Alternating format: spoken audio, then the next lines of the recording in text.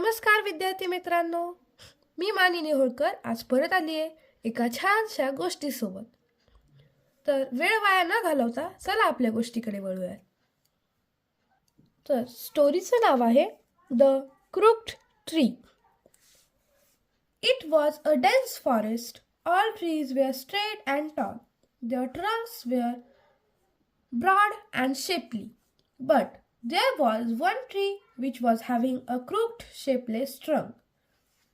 The crooked tree was sad.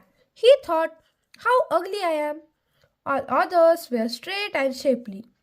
I alone am crooked." One day, a woodcutter came there. He looked around and said, "I will cut all trees here except that crooked tree. This is of no use to me." He cut away all other trees. Now the crooked tree was happy for its crookedness. Be happy with what you are. तो आपण story वाचलेली आहे. चला स्टोरीचा अर्थ बघूयात. तर गोष्टीचं नाव आहे द क्रुक्ड ट्री. क्रुक्ड म्हणजे वाकडे, तर ते वाकडे झाड. चला गोष्टीकडे बोलूयात. It was a dense forest. ते एक दाट जंगल होते, म्हणजे खूप घनदाट जंगल होते. All trees were straight and tall. सर्व झाडे सरळ आणि उंच होती. Their trunks were broad and shapely. त्यांची खोडे, ट्रंक्स म्हणजे खोड, त्यांची खोडे ब्रॉड म्हणजे जाड आणि शेपली म्हणजे सुंदर, तर त्यांची खोडे जाड आणि सुंदर होती. But there was one tree which was having a crooked shapeless trunk.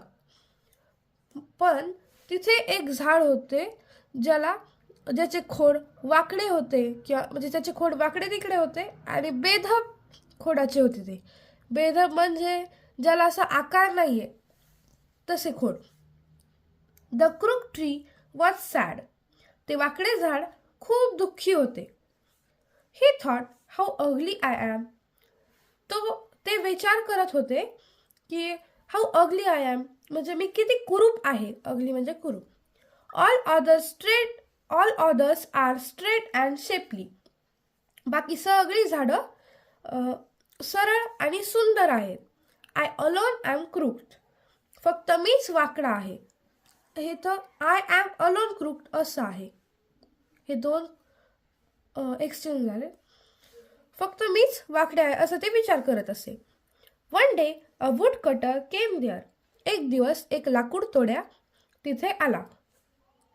He looked around and said. त्याने आजूबाजूला पाहिले आणि म्हणाला, I will cut all trees here except that crook tree.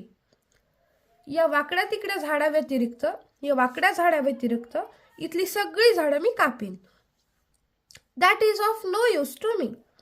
हे वाकडे झाड माझ्या उपयोगाचे नाहीये, माझ्या काहीच कामाचे नाहीये ते. He cut away all other trees. त्याने बाकी सर्व झाडे कापून टाकली. Now the crooked tree was happy for its crookedness. आता ते वाकडे झाड त्याच्या वाकडेपणासाठी खुश होतं, आनंदी होतं. क्रुकनेस म्हणजे वाकडेपणा. तर या गोष्टीतून आपल्याला काय बोध घ्यायला हवा? या गोष्टीचा बोध आहे be happy with what you are. आपण जसे आहोत तसे आनंदी राहायला हवं. आपल्याला जे देवाने दिलंय त्यात आपण खुश राहायला हवं. अशाच नवनवीन गोष्टीसाठी माझ्या चॅनलला सबस्क्राईब करा, लाईक करा, शेअर करा आणि कमेंट करा.